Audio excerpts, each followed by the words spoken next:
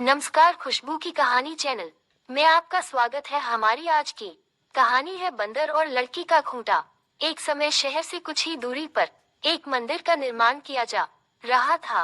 मंदिर में लकड़ी का काम बहुत था, इसलिए लकड़ी चीरने वाले बहुत से मजदूर काम पर लगे हुए थे। यहाँ वहाँ लकड़ी के लट्टे पड़े हुए थे और लट्टे व शहतीर चीरने का काम चल रहा था।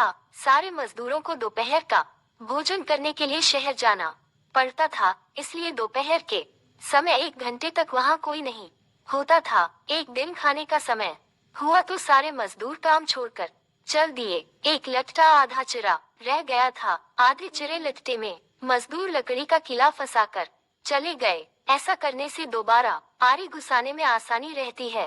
तभी वहाँ बंदरों का एक दल उछलता कूदता आया। उनमें एक शरारती बंदर भी था जो बिना मतलब चीजों से छेड़छाड़ करता रहता था। पंगे लेना उसकी आदत थी। बंदरों के सरदार ने सबको वहाँ पड़ी चीजों से छेड़छाड़ न करने का आदेश दिया। सारे बंदर पेड़ों की ओर चल दिए, पर वह शैतान बंदर सबकी नजर बचाकर पीछे रह गया और लगा रंगेबाजी करने। उसकी नजर अधरे लट्टे पर पड़ी। बस वह उसी पर पिल पड़ा और बीच में अड़ाए गए किले को देखने लगा। फिर उसने पास पड़ी आरी को देखा, उसे उठाकर लकड़ी पर रगड़ने लगा। उससे किर्ररा की आवाज निकलने लगी तो उसने गुस्से से आरी पटक दी। उन बंदरों की भाषा में किर्ररा का अर्थ निखटू था। वह दोबारा लट्टे के बीच फंसे कीले को देखने लगा। उसके दिमाग में कौतूहल होने लगा कि इस कीले को लट्टे के बीच में से निकाल दिया जाए तो क्या होगा। अब वह कीले को पकड़कर उसे बाहर निकालने के लिए जोर आजमाइश करने लगा। लट्टे के बीच फंसाया गया कीला तो दो पार्टों के बीच बहुत मजबूती से जकड़ा गया होता है, क्योंकि लट्टे के दो पार्ट बहुत मजबूत स्प्रिंग वाली क्लिप की तरह उसे दबाए रहते हैं। बंदर खूब जोर लगाकर उसे हिलाने की कोशिश करने लगा। कीला जोर लगाने पर हिलने व खिसकने लगा तो बंदर अपनी शक्ति पर खुश हो गया। वह और जोर से खौ खौ करता कीला सरकाने लगा। इस धींगा मुश्ती के बीच बंदर की पूंछ दो पार्टों के बीच आ गई थी, जिसका उसे पता ही नहीं लगा। उसने उत्साहित होकर एक जोरदार झटका मारा और जैसे ही कीला बाहर खींचा, लट्टे के दो चिरे भाग फटाक से क्लिप की तरह जुड़ गए और बीच में फंस गई बंदर की पूंछ।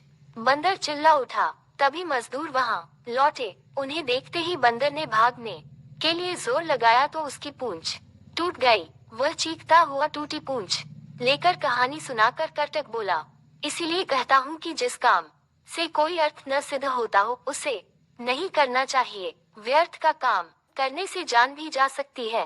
अरे अब भी पिंगलक जो शिकार करके लाता है उससे हमें भरपेट भोजन तो मिल ही जाता है, तब बेकार ही झंझट में पड़ने से क्या फायदा। दमनक बोला, तो तुम क्या केवल भोजन के लिए ही जीते हो? ये तो ठीक नहीं। अपना पेट कौन नहीं भर लेता। जीना तो उसका ही उचित है जिसके जीने से और भी अनेक लोगों का जीवन चलता हो। दूसरी बात ये कि शक्ति होते हुए भी जो उसका उपयोग नहीं करता और उसे यूं ही नष्ट होने देता है, उसे भी अंत में अपमानित होना पड़ता है। करटक ने कहा, लेकिन हम दोनों तो ऐसे भी मंत्री पद से च्युत हैं। फिर राजा के बारे में ये सब जानने की चेष्टा करने से क्या लाभ? ऐसी हालत में तो राजा से कुछ कहना भी अपनी हंसी उड़वाना ही होगा। व्यक्ति को अपनी वाणी का उपयोग भी वही करना चाहिए जहां उसके प्रयोग से किसी का कुछ लाभ हो। भाई, तुम ठीक नहीं समझते। राजा से दूर रहकर तो रही सही, इज्जत भी गवा देंगे हम। जो राजा के समीप रहता है उसी पर राजा की निगाह भी रहती है और राजा के पास होने से ही व्यक्ति असाधारण हो जाता है। करटक ने पूछा, तुम आखिर करना क्या चाहते हो? हमारा स्वामी पिंगलक आज भयभीत है। दमनक बोला, उसके सारे सहचर भी डरे डरे से हैं। मैं उनके भय का कारण जानना चाहता हूँ। तुम्हें कैसे पता कि वे डरे हुए हैं? लो, ये भी कोई मुश्किल है। पिंगलक के हाव भाव, चाल ढाल, उसकी बातचीत, आंखों और चेहरे से ही स्पष्ट पड़ता है कि वह भयभीत है। मैं उसके पास जाकर उसके भय के कारण का पता करूंगा, फिर अपनी बुद्धि का प्रयोग करके उसका भय दूर कर दूंगा। इस तरह उसे वश में करके मैं फिर से अपना मंत्री पद प्राप्त करूंगा। करटक ने फिर भी शंका जताई, तुम इस विषय में तो कुछ जानते नहीं कि राजा की सेवा किस प्रकार करनी चाहिए, ऐसी स्थिति में उसे वश में कैसे कर लोगे? दमनक बोला, राज सेवा के बारे में मैं नहीं जानता। ये तुम कैसे कह सकते हो? बचपन में पिता के साथ रहकर मैंने सेवा धर्म तथा राजनीति के विषय में जो कुछ भी सुना, सब अच्छी तरह सीख लिया है। इस पृथ्वी में अपार स्वर्ण है, उसे तो बस शूरवीर, विद्वान तथा राजा के चतुर सेवक ही प्राप्त कर सकते हैं। कर्टक को फिर भी विश्वास नहीं आ रहा था। उसने कहा, मुझे ये बताओ कि तुम पिंगलक के पास जाकर कहोगे क्या? अभी से मैं क्या कहूँ? वार्तालाप के समय तो एक बात से दूसरी बात अपने आप निकलती जाती है। जैसा प्रसंग आएगा वैसी ही बात करूंगा। उचित अनुचित और समय का विचार करके ही जो कहना होगा कहूंगा। पिता की गोद में ही मैंने यह नीति वचन सुना है कि अप्रासंगिक बात कहने वाले को अपमान सहना ही पड़ता है, चाहे वह देवताओं के गुरु बृहस्पति ही क्यों न हो।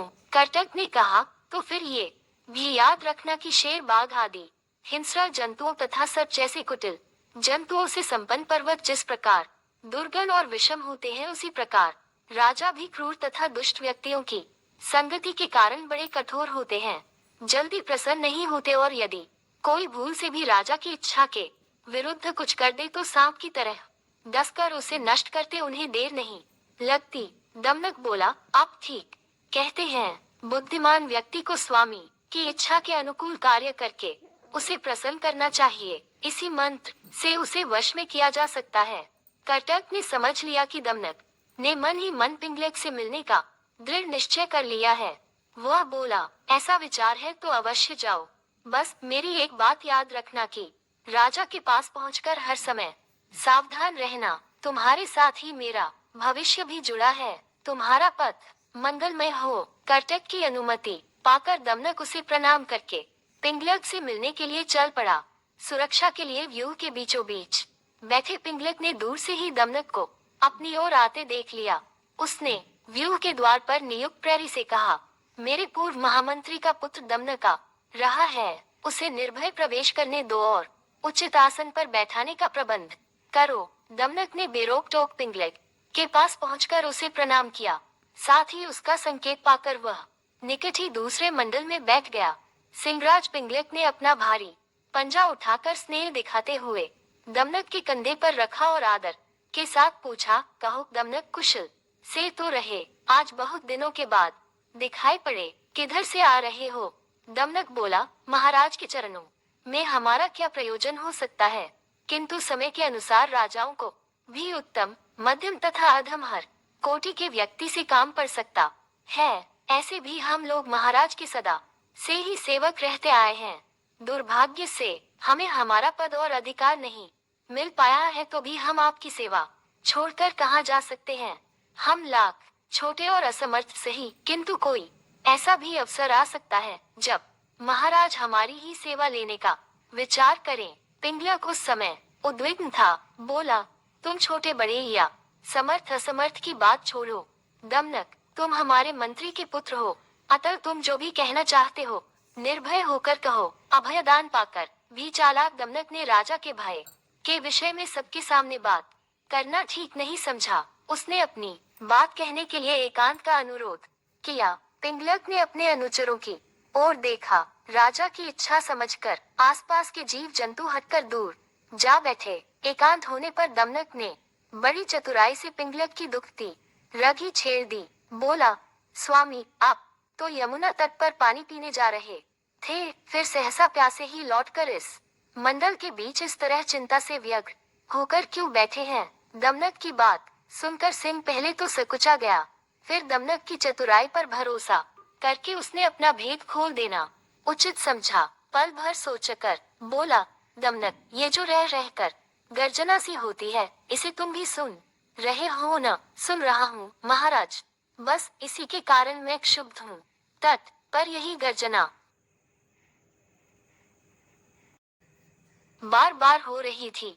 लगता है इस वन में कोई विकट जंतु आ गया है, जिसकी गर्जना ही इतनी भयंकर है। वह स्वयं कैसा होगा, इसी के कारण मैं तो ये जंगल छोड़कर कहीं और चले जाने का विचार कर रहा हूँ। दमनक ने कहा, लेकिन मात्र शब्द सुनकर भय के मारे अपना राज्य छोड़ना तो उचित नहीं है महाराज।